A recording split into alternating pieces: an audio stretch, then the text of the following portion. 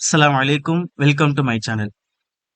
இன்னைக்கு நாம என்ன பார்க்க போறோம்னு சொன்னா, HTML உடைய மினி ப்ராஜெக்ட்ல 3வது ப்ராஜெக்ட் பத்தி பார்க்க போறோம். ரொம்ப சூப்பர்வான ஒரு ப்ராஜெக்ட். இந்த ப்ராஜெக்ட் ஓவர்வியூ பார்த்தீங்கன்னு சொன்னா இப்படிதான் இருக்கும். அதாவது ஒரு டைட்டில், அது கீழே நாம என்ன பண்ணிருக்கோம்னு சொன்னா நேவிகேஷன் பார்னு சொல்லுவாங்க. இதுக்கு பேரு ஹோம், அபவுட், கான்டாக்ட், சர்வீஸ் அப்படின்னு இருக்கு. இந்த மாதிரி பெரும்பாலான வெப்சைட்டை நீங்க பார்த்திருப்பீங்க. இதுக்கு பேர் என்ன சொல்லுவாங்கன்னு சொன்னா நேவிகேஷன் பார் அப்படின்னு சொல்லுவாங்க. நம்ம ஒரு ஸ்கூல் வெப்சைட் பண்றதா நினைச்சுக்குவோம். ஒரு ஸ்கூல் இமேஜ் இங்க வச்சிருக்கேன், அதாவது ஒரு லைப்ரரி இமேஜ் இங்க வச்சிருக்கேன். நீங்க எந்த ஸ்கூலுக்கு வெப்சைட் பண்ணி தர போறீங்களோ அந்த ஸ்கூலோட இமேஜ் இங்க போடலாம். சிம்பிளான ஒரு டேபிள் டேக் யூஸ் பண்ணி நான் என்ன பண்ணிருக்கேன், 12th கிளாஸோட டைம் டேபிள் மாதிரி சிம்பிளா செட் பண்ணிருக்கேன். இது எத்தனை பீரியட் வேணும், எத்தனை டேஸ் வேணும்னு சொல்லி நீங்க நினைச்சீங்களா போட்டுக்கலாம். இது ஒரு ப்ராஜெக்ட் உடைய 3வது பகுதிக்கு வந்திருக்கும். 10 days சேலஞ்ச் HTML கம்ப்ளீட் பண்ண போறோம் அப்படின்னு சொல்லியிருக்கோம். அதுல இன்னைக்கு டே 10. HTML ஆல்மோஸ்ட் நாம பினிஷ் பண்ணியாச்சு. ஏன்னு சொன்னா நம்ம HTML உடைய இம்பார்ட்டன்ட் டாபிக்ஸ் பத்தியும் அடிக்கடி யூஸ் பண்ண டாபிக்ஸ் பத்தி தான் நம்ம சேனல்ல நம்ம போடுறோம். ஏன்னா வெறுமனே நம்ம டாபிக்ஸ் எல்லாம் படிச்சு எழுதி நோட்ல எழுதி அதை பிராக்டிஸ் பண்ணிருப்போம். ஆனா அது பெரும்பாலும் எந்த ஒரு வெப்சைட்லயுமே நம்ம யூஸ் பண்ண மாட்டோம். நம்ம சேனல் நோக்கம் என்னன்னா அதிகமாகவும் ரொம்ப இம்பார்ட்டன்ட் டாபிக்ஸ் எடுத்து அதுல ப்ராஜெக்ட் பண்ணி அதுதான் நம்ம மேக்ஸிமம் யூஸ் பண்ண போறோம். இல்ல ரேரான சில டேக்ஸ் நமக்கு வருதுன்னா அந்த நேரத்துல அதை மட்டும் எடுத்து பார்த்து நம்ம ஆட் பண்ண போறோம். இதுதான் நம்ம சேனலுடைய கோடிங் சிம்பிள் உடைய ட்ரிக். இப்போ டே 10 உடைய இந்த ப்ராஜெக்டை நம்ம செய்ய போறோம். முதல்ல என்னுடைய விஷுவல் ஸ்டுடியோ ஓபன் பண்ணிக்கிறேன். இதுல ப்ராஜெக்ட் 3 ஆல்ரெடி டே 8ல ஒரு ப்ராஜெக்ட் போட்டிருக்கேன், டே 9ல ஒரு ப்ராஜெக்ட் போட்டிருக்கேன், டே 10 ஒரு ப்ராஜெக்ட் போட போறோம். ப்ராஜெக்ட் 3.html முன்னாடி எந்த பேர் வேணா போட்டுக்கலாம், ஆனா இறுதியில டாட் வச்சு HTML போடணும். இந்த விஷயத்த எல்லா வீடியோலும் சொல்லியிருப்பேன். எதுக்குன்னு சொன்னா உங்களுக்கு ஆழமா பதியணும் அப்படிங்கிறதுக்காக. என்று தட்டிக்கிறேன். எனக்கு HTML பேசிக் சின்டாக்ஸ் வேணும். அதனால ஷிஃப்ட் அழுத்தி பிடிச்சி 1 பட்டனை கிளிக் பண்றேன். எனக்கு ஒரு ஆச்சரியக்குறி வருது, அதை கிளிக் பண்ணிக்கிறேன். இப்ப எனக்கு HTML பேசிக் சின்டாக்ஸ் கிடைச்சிருச்சு. இப்ப என்ன பண்றேன் அப்படின்னா இந்த டைட்டில்ல போயிட்டு நான் என்னோட வெப்சைட்டுக்கு டைட்டில் ஒன்று வைக்க போறேன். என்னன்னு சொன்னா ப்ராஜெக்ட்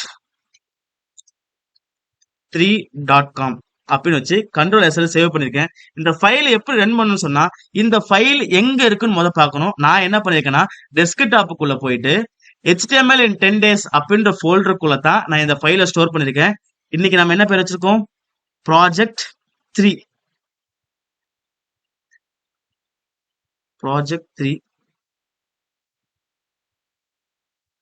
ஓபன் பண்ணிக்கிறேன். Project 2, project 1, project 3.html. Okay, double click பண்ணிக்கிறேன். மேல பாருங்க ப்ராஜெக்ட் 3.com டைட்டில் பார் நம்ம என்ன கொடுக்குறோமோ அதுதான் நம்ம வெப்சைட்டோட டைட்டில் வரப்போகுது. Project 3.com. இப்ப என்ன மாதிரி பண்ண போறோம், இந்த மாதிரி கொண்டு வர போறோம். இப்ப பாருங்க எனக்கு பேக்ரவுண்ட்ல இந்த ஃபுல் பேஜ் பேக்ரவுண்ட் பாருங்க என்ன கலர் இருக்கு, பிளாக் கலர் இருக்கு. இப்ப நீங்க ப்ராஜெக்ட் 1 ப்ராஜெக்ட் 2 ரெண்டு பார்த்தீங்கன்னா கண்டிப்பா அதுக்கு நீங்க ஆன்சர் பண்ண முடியும். என்ன பண்ணலாம், ஃபுல்லாவே பிளாக்கா வரணும், எனக்கு பேஜ் ஃபுல்லாவே பிளாக்கா வரணும். அப்ப என்ன பண்ணணும், கண்டிப்பா ஸ்டைல்ல போயிட்டு CSS ஸ்டைல்ல போயிட்டு நான் பாடிக்கு பேக்ரவுண்ட் கலர் கொடுத்தனா மொத்தமாவும் பேக்ரவுண்ட் கலர் மாறிடும். அதே பாடியில போயிட்டு ஃபாண்ட் சைஸ் ஒன்று பிக்ஸ் பண்ணிட்டேன்னா நான் எந்த டேக் HTML எந்த டேக் நான் யூஸ் பண்ணாலும் ஃபாண்ட் சைஸ் சேம் ஆயிடும். அதுக்காக தான் நம்ம என்ன பண்றோம்னு சொன்னா நம்ம இந்த மாதிரி டேக் நம்ம யூஸ் பண்றோம். இப்போ என்ன பண்றோம் அப்படின்னா என்னோட விஷுவல் ஸ்டுடியோ ஓபன் பண்ணிக்கிறேன். ஓபன் பண்ணிட்டு டைட்டில் பார்க்குள்ள போய்க்கிறேன். அதுல போய் என்டர் தட்டுறேன். என்டர் தட்டி ஸ்டைல் அப்படின்ற டேக நான் ஓபன் பண்றேன். ஓபன் பண்ணிட்டு இதுல போயிட்டு பாடி அப்படின்னு கால் பண்ணிட்டு பேக்ரவுண்ட் கலர் பிளாக் அப்படின்னு கொடுத்து Ctrl+S அழுத்தி நான் சேவ் பண்ணிக்கிறேன். இப்போ என்னோட பேஜ்ல போய் நான் ரிஃப்ரெஷ் பண்றேன். பாருங்க எனக்கு பேக்ரவுண்ட் கலர் பிளாக்ல வந்துருச்சு. இப்ப என் பேஜ் போய் வியூ பண்ணி பாக்குறேன். ப்ராஜெக்ட் 3 அப்படின்னு எனக்கு H1 டேக்ல போடணும். இப்போ அதே சேம் பாடியில போய்க்கிறேன். நான் HTML பேஜ்ல போயிட்டு H1 ப்ராஜெக்ட் 3 அப்படின்னு கொடுத்து Ctrl+S சேவ் பண்ணிக்கிறேன். இப்ப குரோம் ப்ரௌசர்ல போய் நான் ஓபன் பண்ணி பாக்குறேன். எனக்கு வந்துருச்சு, ஆனா உங்களுக்கு விசிபிள் ஆகல. ஏன்னு சொன்னா டிஃபால்ட்டாவே நம்மளுடைய டெக்ஸ்டோட கலர் என்னவாங்க இருக்கும், பிளாக்கா தான் இருக்கும். இது ஆழமா பதிய வச்சுக்கோங்க. இங்க பாருங்க செலக்ட் பண்ணா நமக்கு தெரியுது. அப்ப பேக்ரவுண்ட் கலரும் பிளாக், டெக்ஸ்ட் கலரும் பிளாக், அதனால எனக்கு விசிபிள் ஆகல. இப்ப நான் என்ன பண்றேன், டெக்ஸ்ட் கலர் வந்து ஒயிட்டா மாத்தணும். ஏதோ டெக்ஸ்ட் ஒயிட்டா மாத்தணும், H1 டேக் உடைய டெக்ஸ்ட் கலர் ஒயிட்டா மாத்தணும். அப்ப நான் ஸ்டைலுக்குள்ள போயிடுறேன். ஸ்டைலுக்குள்ள போயிட்டு H1 அப்படின்னு ஓபன் பண்ணிட்டு கலர் வெறும் கலர் அப்படின்னு கொடுத்து ஒயிட் அப்படின்னு டைப் பண்றேன். டைப் பண்ணிட்டு கண்ட்ரோல் சேவ் பண்ணிக்கிறேன். குரோம் ப்ரௌசர்ல போயிட்டு நான் ரீஃப்ரெஷ் பண்றேன். எனக்கு பாருங்க கலர் டெக்ஸ்ட் கலர் மாறிச்சு. நல்லா கவனிங்க.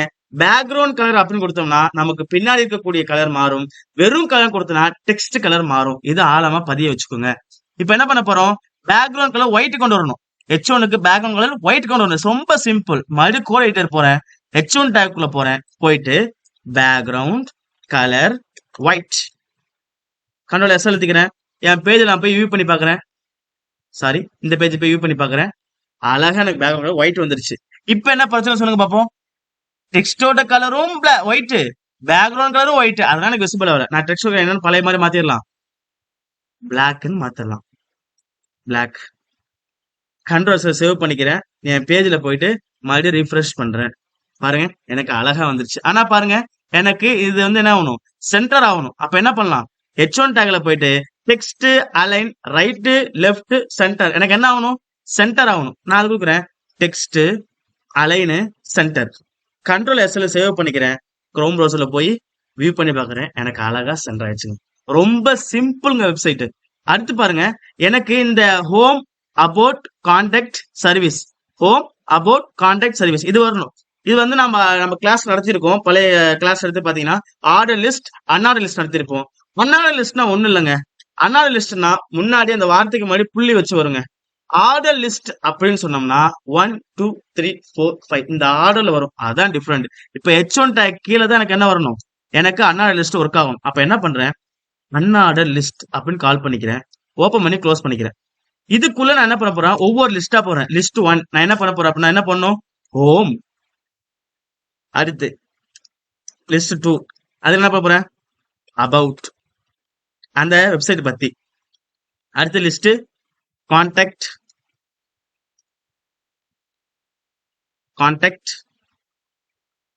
அடுத்து லிஸ்ட் இது அப்பர் கேஸ் லோயர் கேஸ் விஷயம் இல்ல. கேபிட்டல் லெட்டர் ஸ்மால் லெட்டர் பிரச்சனை இல்ல. இது கேஸ் சென்சிட்டிவ் கிடையாது. அதான் நம்ம என்னென்ன பண்ணலாம். அடுத்து சர்வீஸ். கண்ட்ரோல் எஸ் எடுத்துக்கிறேன். சேவ் பண்ணிக்கிட்டு என் ப்ரௌசர்ல போய் உங்களுக்கு வியூ பண்ணி காட்டுறேன். எதுக்கு ஒவ்வொரு ஸ்டெப்பா வியூ பண்ணி காட்டுறேன்னா உங்களுக்கு குழப்பம் ஏற்பட்டுறக்கூடாது அப்படின்றாங்க. ஆனா இருக்கு நம்ம கண்ணுக்கு தெரியல. இது ஒரு மேஜர் ப்ராப்ளமா நான் பாக்குறோம். ஏன்னா பேக்ரவுண்ட் கலர் நம்ம பிளாக் கொடுத்ததுனால எந்த டெக்ஸ்ட் அடிச்சாலும் பிளாக் கலர் தான் ஆரம்பத்துல வரும் டிஃபால்ட்டா. அதனால நம்ம என்ன பண்றோம்? பாடிக்கு போயிட்டு வெறும் கலர்னு கால் பண்றோம். நல்ல முக்கியமான தருணம். வெறும் கலர் அப்படின்னு கால் பண்ண என்ன ஆகும்? பாடியில என்னென்னலாம் நம்ம டைப் பண்றோமோ எல்லா கலரும் இந்த கலர் தான் வரப்போகுது. என்ன கலர்? ஒயிட் அப்படின்னு கொடுத்து என்டர் தட்டி சேவ் பண்ணிக்கிறேன். இப்ப என்ன ஆகுதுங்க? பேக்ரவுண்ட் கலர் ஃபுல்லாவே பேஜ் ஃபுல்லாவே பிளாக் தான். கலர் ஒயிட்னு கொடுத்துட்டேன். அப்ப என்ன?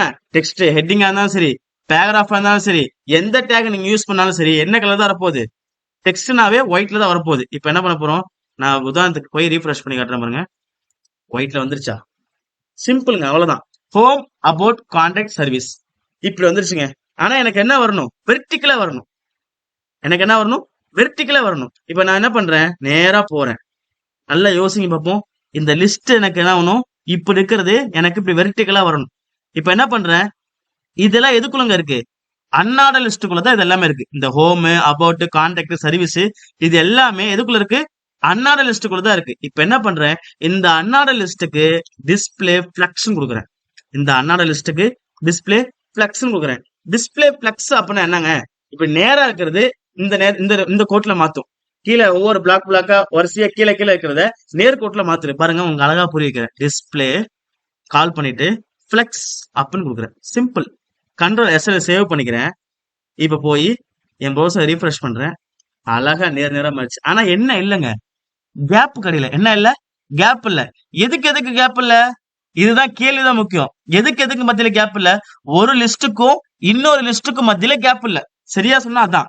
ஹோம் ஒரு லிஸ்ட், அபவுட்ங்கிறது லிஸ்ட், கான்டாக்ட்ங்கிறது லிஸ்ட், சர்வீஸ்ங்கிறது ஒரு லிஸ்ட்.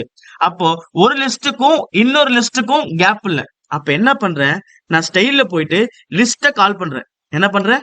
லிஸ்ட் எல்ஐ அங்கதான் நான் கொடுத்துருக்கோம். இங்க பாருங்க, எல்ஐ தான் கால் பண்ணிருக்கோம். இங்க யூஎல் தான் கால் பண்ணிருக்கோம். அதான் யூஎல் சில் பண்ணும். இப்ப எல்ஐ கால் பண்ணி ஓபன் பேக் க்ளோஸ் பண்ணி போறேன். இது என்ன பண்ணும் அப்படின்னா எனக்கு ஒரு வார்த்தைக்கு இன்னொரு வார்த்தைக்கு கேப் வரணுங்க. அப்ப என்ன பண்ணா மார்ஜின் அப்படின்னு டாபிக் படிச்சோம். மார்ஜின் அப்படின்னா வலது இடது மேல கீழே இதெல்லாம் தள்ளி போறதுக்காக. இப்ப நான் என்ன பண்றேன்? மார்ஜின் லெஃப்ட் சைட்ல இருந்து எனக்கு என்ன பண்ணும் அப்படின்னா ஒரு 60 பிக்சல் தள்ளி போகணும். பாருங்க, மார்ஜின் இதாங்க மார்ஜின், இதுதான் மார்ஜின். இப்ப இங்க இருந்து ஒரு 60 பிக்சல் லிஸ்ட் இங்க தரலாம். இந்த லிஸ்ட் என்ன பண்ணும், இங்க இருந்து ஒரு 60 பிக்சல், இந்த லிஸ்ட் என்ன பண்ணும், இங்க இருந்து ஒரு 60 பிக்சல், இந்த லிஸ்ட் என்ன பண்ணும், இங்க இருந்து ஒரு 60 பிக்சல். ரீஃப்ரெஷ் பண்ணி காட்டுறேன் பாருங்க, உங்களுக்கு தெளிவா புரியும். பாருங்க 60, இங்க பாருங்க இந்த கேப் பாருங்க, சேம் இந்த கேப், இந்த கேப், இந்த கேப், இந்த எல்லாமே 60 பிக்சல் இருக்கு. எனக்கு என்ன ஆகும்னா ஒரு 260 பிக்சல் வைக்கிறேங்க. என்ன வைக்கிறேன், ஒரு 260 பிக்சல் வச்சு கண்ட்ரோல் எஸ் சேவ் பண்ணிக்கிறேன். ப்ரௌசர்ல போய் ரீஃப்ரெஷ் பண்றேன். பாருங்க எனக்கு அழகா மாறிச்சு. சேம் இதே பேஜ் மாதிரி என்ன இருந்துச்சு, இங்க வந்துருச்சுங்க. ஆனா அந்த புள்ளி புள்ளியா இருக்கு பாருங்க, அது பார்க்க அசிங்கமா இருக்கு. ஒரு டீசென்ஸா இல்ல, ஒரு டீசெண்டா இல்ல. இப்ப நான் இதை போக்கணும். ஆனா ஒரு நல்லா கவனிச்சுக்கங்க, எதை நாம செய்ய போறோம் புரிஞ்சுதான் செய்யணும். புரியலன்னா கோடிங் வராது. பாருங்க, லிஸ்டோடைய ஸ்டைல் எனக்கு பிடிக்கல. என்னங்க கேள்வி, என்னங்க லிஸ்டோட ஸ்டைலு எனக்கு வேண்டாம். அப்ப என்ன பண்றேன், அதே லிஸ்டுக்கு போறேன். ஹோம்ங்கிறது லிஸ்ட், அபவுட்ங்கிறது லிஸ்ட், கான்டாக்ட்ங்கிறது லிஸ்ட், சர்வீஸ்ங்கிறது லிஸ்ட்.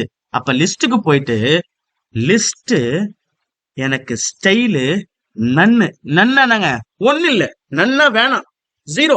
அப்ப லிஸ்ட் ஸ்டைல் நன்னு அப்ப கொடுத்து கண்ட்ரோல் எஸ் சேவ் பண்ணிக்கிறேன். குரோம் ப்ரௌசர்ல போய் ரீஃப்ரெஷ் பண்றேன். அழகா போயிடுச்சுங்க. கோடிங் ரொம்ப சிம்பிள்ங்க, ரொம்ப சிம்பிள். கோடிங் கத்துக்கன்னு ஆசைப்படுற எல்லாத்துக்கும் ரொம்ப சிம்பிளா இருக்கும் இந்த சேனல். நீங்க என்ன பண்ணுங்க, எல்லாத்துக்கும் ஃபார்வர்ட் பண்ணுங்க. கோடிங் கத்துக்கன்னு ஆசைப்படுற உங்க ஃப்ரெண்டுக்கு எல்லாத்துக்கும் சேனலை ஃபார்வர்ட் பண்ணி பார்க்க சொல்லுங்க. பாருங்க இந்த ப்ராஜெக்ட் எனக்கு முடிஞ்சிருச்சு. அடுத்து ஒரு இமேஜை கொண்டு வரணும். இமேஜுக்கு நான் ஆல்ரெடி ஒரு வீடியோ போட்டிருக்கேன். HTML 10 daysல ஒரு ப்ராஜெக்ட்ல இமேஜுக்கு ஒரு வீடியோ போட்டிருக்கேன். அப்ப இமேஜ் எப்படி கொண்டு வரணும், நம்ம சேவ் பண்ற இமேஜ் நம்ம ஃபோல்டர்ல இருக்கணும். நல்லா கவனிங்க, நம்ம எந்த இமேஜை கொண்டு இந்த வெப்சைட்ல போடணுமோ அந்த இமேஜ் எங்க இருக்கும்னா இந்த HTML ஃபைல் எங்க எந்த ஃபைல்ல எந்த ஃபோல்டர்ல இருக்கோ அந்த ஃபோல்டருக்குள்ள இந்த இமேஜ் இருக்கணும். ஏங்க வேற எங்க இருந்தா கொண்டு வர முடியாதா, கொண்டு வர முடியும். ஆனா அதுக்கு சில ப்ராசஸ் இருக்கு. அது CSS சொல்லி தரும் போது உங்களை டீப்பா சொல்லி தரேன். ஆனா இப்ப பேசிக்கா கத்துக்கும் போது இப்படி கத்துக்கணும். இப்ப எனக்கு லைப்ரரியோடைய ஒரு இமேஜ் எனக்கு வேணும். நான் ஆல்ரெடி ஃபைல ஸ்டோர் பண்ணி வச்சிருக்கேன். நான் அதை காப்பி பேஸ்ட் பண்ணிக்கிறேன். HTML ப்ராஜெக்ட் அப்படின்ற ஃபோல்டர்ல போயிட்டு லைப்ரரி அப்படின்னு ஒரு ஃபோல்டர் ஒரு இமேஜ் வச்சிருக்கேன். காப்பி பண்ணிக்கிறேன். கண்ட்ரோல் C எழுத்து காப்பி பண்ணிட்டு HTML 10 days இதுக்குள்ளதான் என்ன இருக்கு, எனக்கு ப்ராஜெக்ட் 3 HTML ஃபைல் இருக்கு. இதுல போய் கண்ட்ரோல் V எழுத்தி நான் பேஸ்ட் பண்ணிட்டேன். இப்போ இந்த ஃபோல்டருக்குள்ள எனக்கு இமேஜ் வந்துருச்சு. இப்ப இமேஜ் நான் கொண்டு வரணும். எது கீழே, அன்னாட லிஸ்ட் கீழே. அப்ப என்ன பண்ணலாங்க, இமேஜ் கொண்டு வர இமேஜ் டேக் SRC சோர்ஸ். அந்த சோர்ஸ் எங்க இருக்கு, அந்த ஃபோல்டரோட பேர் என்ன, அந்த ஃபைலோட பேர் என்ன, லைப்ரரின்னு பார்த்தோமாங்க, library.jpg. உங்களுக்கு புரிய வைக்கிற பாருங்க, கண்ட்ரோல் S எழுதிக்கிறேன். இந்த ஃபைலை பாருங்க, இமேஜ் பேர் என்னங்க, லைப்ரரின்னு இருக்காங்க, ஃபைல் இருங்க JPG. இது சரியா பார்க்கணும்னா ஒரு கிளிக் பண்ணி ப்ராப்பர்ட்டிஸ் ஆப்ஷன் போனீங்க அப்படின்னா அந்த இமேஜோட நேமு .jpg. சில சமயம் என்ன ஆகும்னா இங்க JPGன்னு போட்டிருக்கோம், ஆனா அங்க JPEGன்னு இருக்கும், இல்லைன்னா ஜிஃப்னு இருக்கும். அதனால நீங்க ப்ராப்பர்ட்டிஸ்லயே பாக்குறது தான் உகந்தது. ஆனா விஷ்வல் ஸ்டுடியோ பொறுத்த அளவுக்கு நீங்க இமேஜோட பேர் அடிச்சுனாவே ஆட்டோமேட்டிக்கா JPGயா இல்ல JPEGயா இல்ல PNGயா எந்த ஃபைலா தான் சொல்லிடும். கண்ட்ரோல் S எழுதிக்கிறேன். என் பேஜ்ல போயிட்டு நான் ரீஃப்ரெஷ் பண்ணி பாக்குறேங்க. இமேஜ் எனக்கு வந்துருச்சு. இமேஜ் அழகா அதுவே டிஃபால்ட்டா ஒரு ஹைட்டும் வித்தும் கொடுத்து எனக்கு இமேஜ் வந்துருச்சு. ஆனா என்ன ஆகணும்னா எனக்கு ஹைட் இவ்வளவுதான் இருக்கணும், வித்து இவ்வளவு இருக்கணும். வித்து எனக்கு ஃபுல்லா இருக்கணுங்க. ப்ராஜெக்ட் பாருங்க, வித்து ஃபுல்லா இருக்கணும், ஆனா ஹைட் கரெக்டா தான் இருக்கணும். அப்ப என்ன பண்ணலாம், இந்த இமேஜ் டேக கால் பண்றேன். CSSல போயிட்டு இந்த இமேஜ் டேக் இங்க என்ன கொடுத்துருக்கோம், டேக்னுங்க இமேஜ் IMG. அப்ப அதே IMG இங்க கால் பண்றேங்க. ரொம்ப சிம்பிளுங்க கோடிங். IMG கால் பண்றேன். கால் பண்ணிட்டு வித்து கொடுக்குறேன். வித்து எனக்கு எவ்வளவு இருக்கணும், 100%. எனக்கு ஸ்கிரீன் ஃபுல்லா இருக்கணும், 100%ங்க. ஹைட் எவ்வளவு இருக்கணும், ஒரு ஹைட் HEIGHT ஹைட் கொடுக்குறேன். ஹைட் எவ்வளவு இருக்கணும், ஒரு 300 பிக்சல் கொடுப்போமே, கொடுத்து பார்ப்போம் சரி வருதான்னு பார்ப்போம், இல்லைன்னா அளவு மாத்திக்கலாம். என் ஃபைலுக்கு போய் ரீஃப்ரெஷ் பண்றேன். பாருங்க எனக்கு வித்து ஃபுல் ஆயிருச்சு. ஹைட் 300 பிக்சல் இருக்கு. இங்க பாருங்க, இது இன்னும் கொஞ்சம் இறங்கி இருக்கு, இது கொஞ்சம் மேல இருக்கு. ஒரு 350 கொடுப்போமே. ஹைட் எவ்வளவு கொடுப்போங்க, ஒரு 350 கொடுப்போம். கண்ட்ரோல் S சேவ் பண்ணிக்கிறேன். பேஜ்ல போயிட்டு நான் ரீஃப்ரெஷ் பண்றேன். எனக்கு இது போதுமானது, அழகா இருந்துச்சு. பாருங்க சேம் ப்ராஜெக்ட்டுங்க, அதே மாதிரி பண்ணிக்கிட்டு இருக்கோம். என்னால முடியுங்க. இதே ப்ராஜெக்டோட கோடிங் என்ன பண்ண முடியும், அப்படியே வெப்சைட் போட்டு உங்களுக்கு கோடிங் மட்டும் எக்ஸ்பிளைன் பண்ணிட்டு போயிட முடியும். ஆனா உங்களுக்கு ஒரு தெளிவு கிடைக்காது அப்படிங்கிறதுக்காக நான் வரிசையா பண்ணிக்கிட்டு இருக்கேன். அதனால கண்டிப்பா நம்ம சேனலை சப்ஸ்கிரைப் பண்ணிக்கோங்க, லைக் போட்டுருங்க, பெல் ஐக்கனை கிளிக் பண்ணி வச்சுக்கோங்க. ஓகேங்க, அடுத்து என்ன பண்ண போறோம், ஒரு டேபிள் கொண்டு வர போறோம். என்ன பண்ண போறோம், டேபிள் கொண்டு வர போறோம். வார்த்தை கேள்விதாங்க முக்கியம். அதே கோடிங் போயிருங்க, விசுவல் ஸ்டுடியோ போய்க்கிறேங்க. போய்கிட்டு எது கீழே வரணும், எனக்கு இமேஜ் கீழே தான் வரணும். டேபிள் டேபிள் டேக கால் பண்றேன். டேபிள் டேக கால் பண்ணிக்கிறேன். கால் பண்ணிக்கிட்டு எனக்கு ஃபர்ஸ்ட் என்னங்க வரணும், ரோ வரணும். ஒரு ரோவை கிரியேட் பண்ணிட்டு அந்த ரோக்குள்ள என்ன வரணும் பாருங்க. இப்ப அந்த இமேஜ் உங்களுக்கு பாருங்க, உங்களுக்கு புரியும். இங்க பாருங்க, ஃபர்ஸ்ட் ஒரு ரோவை கிரியேட் பண்ணுங்க. அந்த ரோவை கிரியேட் பண்ணிட்டு அதுக்குள்ள எத்தனை காலம், 1 2 3 4 வரணும். அடுத்து ஒரு ரோவை கிரியேட் பண்ணும், 1 2 3 4. அடுத்து ஒரு ரோ 1 2 3 4. இப்ப அதே மாதிரி பண்ண போறேன். ஃபர்ஸ்ட் ஒரு ரோ கிரியேட் பண்ண போறேங்க. என்ன பண்ண போறோம், ஃபர்ஸ்ட் ஒரு ரோ டேபிள் ரோ கிரியேட் பண்ணி க்ளோஸ் பண்ணிட்டேங்க. ஆனா எனக்கு எத்தனைங்க வரணும், ஹெட்டிங்க பாருங்க. டே 1 2 3 4 வருது மொத்தம். டே 1 1 2 3 ஃபர்ஸ்ட் ரோ மட்டும் பாருங்க. டே 1 2 3. அப்ப எனக்கு 4 வேணும். அப்ப என்ன பண்றேன், டேபிள் ஹெட்டிங் எது, இது என்னது, டேபிள் ஹெட்டிங். டிஹெச் அப்படின்னா டேபிள் ஹெட்டிங். டிஹெச் அப்படின்னா டேபிள் ஹெட்டிங். அப்ப எனக்கு என்ன வரணும், டே 1. அப்ப டே அப்படின்னு கொடுத்துக்கணும். அடுத்து மறுபடியும் என்ன, டேபிள் ஹெட்டிங் கொடுக்குறேன். டிஹெச் டேபிள் ஹெட்டிங், அதுல நான் 1 கொடுக்குறேன்.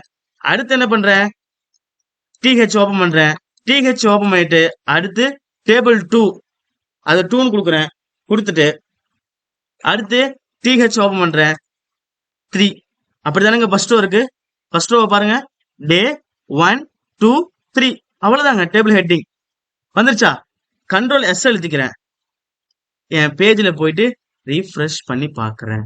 எனக்கு வந்துருச்சு. ஆனா என்ன ஆகலங்க, பார்டர் வரல. என்ன வரலங்க, பார்டர் வரல. பார்டர் அப்படின்னா அந்த டேபிள் சுத்தி ஒரு கோடு வரல. இப்ப அது எதுக்கு, டேபிளுக்கு பார்டர் வரல. நான் என்ன பண்றேன், டேபிளுக்குள்ள போய்க்கிறேன். போயிட்டு பார்டர் டைப் பண்றேன். 2 பிக்சல் பார்டர், 2 பிக்சல் எனக்கு வேணும். போய் ரீஃப்ரெஷ் பண்றேன். எனக்கு பார்டர் வந்துருச்சு. பாத்தீங்க, உங்களுக்கு தெரியுது பார்டர் உங்களுக்கு வந்துருச்சு. இப்ப என்ன பண்ற பாருங்க, இதே சேம் தாங்க. அடுத்து ஒரு ரோ முடிஞ்சா அடுத்த ரோ ஒன்னு கிரியேட் பண்ண டிஆர். அடுத்த ஒரு ரோ கிரியேட் பண்ணி என்ன பண்ற அப்படின்னா, டேபிள் ஹெட்டிங்ல டேபிள் டேட்டா. டேபிள் ஹெட்டிங்க்கும் டேபிள் டேட்டாக்கு என்ன, டேபிள் ஹெட்டிங்னா டேபிள் ஹெட்டிங், டேபிளோட ஃபர்ஸ்ட் லெட்டர் டி, ஹெட்டிங்கோட ஃபர்ஸ்ட் லெட்டர் ஹெச். இது ரெண்டையும் வச்சா T H, table heading. Table data, டேபிளோட ஃபர்ஸ்ட் லெட்டர் டி, டேட்டாவோட first letter D, T D. ஏதாங்க டேபிள் ஹெட்டிங்னா என்ன, டேபிள் டேட்டா. டேபிள் ஹெட்டிங் அப்படின்னா ஒண்ணு இல்லைங்க, கொஞ்சம் போல்டா நமக்கு தெரியுங்க. கொஞ்சம் போல்டா கொஞ்சம் தெரியும். டேபிள் டேட்டானா டேட்டா எப்படியோ அது மாதிரி பேர் ஆஃப் டேக் மாதிரி, அது எடிட் டேக் மாதிரி நம்ம வச்சுக்கோங்க. கொஞ்சம் போல்டு கம்மியா இருக்கும். எனக்கு என்னங்க, அடுத்த ரோல ஃபர்ஸ்ட்ல மண்டே அப்படின்னு பிரிண்ட் ஆகணும். பிரிண்ட் ஆகணுமாங்க, மண்டே. அதுக்கு தமிழ் இங்கிலீஷ் பிடி 3 பீரியடு. நான் சிம்பிளா உனக்கு கோடு ஈஸி ஆகிறதுக்காக நான் என்ன பண்றேன், அப்படியே காப்பிடிக்கிறேங்க. பாருங்க, மண்டேன்னு வருது. அடுத்து இதுக்குள்ள டேபிள் தமிழ், அடுத்து என்னங்க இங்கிலீஷ், அடுத்து என்னங்க பிடி பீரியட். அதனால டேபிள் டேட்டா கிரியேட் பண்ணிக்கிறேன், பிஇடி PD period. Okay, control S save பண்ணிக்கிறேன். என் ப்ரௌசர்ல போயிட்டு நான் ரீஃப்ரெஷ் பண்ணி பாக்குறேன். எனக்கு அடுத்த ரோ வந்துருச்சு, மண்டே வந்துருச்சு, தமிழ் இங்கிலீஷ் பிடி 3 வந்துச்சா. பாருங்க, மண்டே தமிழ் இங்கிலீஷ் பிடி. இதே போல சேம் காப்பி பண்ணி பேஸ்ட் பண்ணிக்கிறேங்க, டைம் ஆயிரும் அப்படிங்கிறதுக்காக. இதே டேபிள் ரோவை காப்பி பண்ணிக்கிறேன். இதே டேபிள் ரோவை காப்பி பண்ணி கண்ட்ரோல் சி எடுத்து நான் காப்பி பண்ணிக்கிறேன். இதே போல மீண்டும் மீண்டும் போட்டுக்கிறேன். 1 then 2 then 3. கண்ட்ரோல் சி எடுத்து சேவ் பண்ணிக்கிறேன். சேவ் பண்ணிக்கிட்டு என் பேஜ்ல போயிட்டு நான் ரீஃப்ரெஷ் பண்றேன். பாருங்க, எனக்கு அதே மாதிரி காப்பி கிடைச்சிருச்சு. இங்க வந்த மாதிரி அதே மாதிரி காப்பி. இப்ப என்ன பிரச்சனைங்க, இங்க என்ன பிரச்சனை கரெக்டா சொல்லுங்க பார்ப்போம். வித் அண்ட் ஹைட் பிரச்சனை. என்னங்க, டேபிளுக்கு வித் அண்ட் ஹைட் பிரச்சனை. அதுக்கு மாதிரி டேபிளுக்கு போறேங்க, போறேன், வித்து கொடுக்குறேங்க. வித்து வித்து எனக்கு ஒரு 300 பிக்சல் கொடுக்குறேங்க. ஹைட்டும் பிரச்சனை தான். ஹைட் எனக்கு வந்து ஒரு 250 பிக்சல் கொடுக்குறேங்க.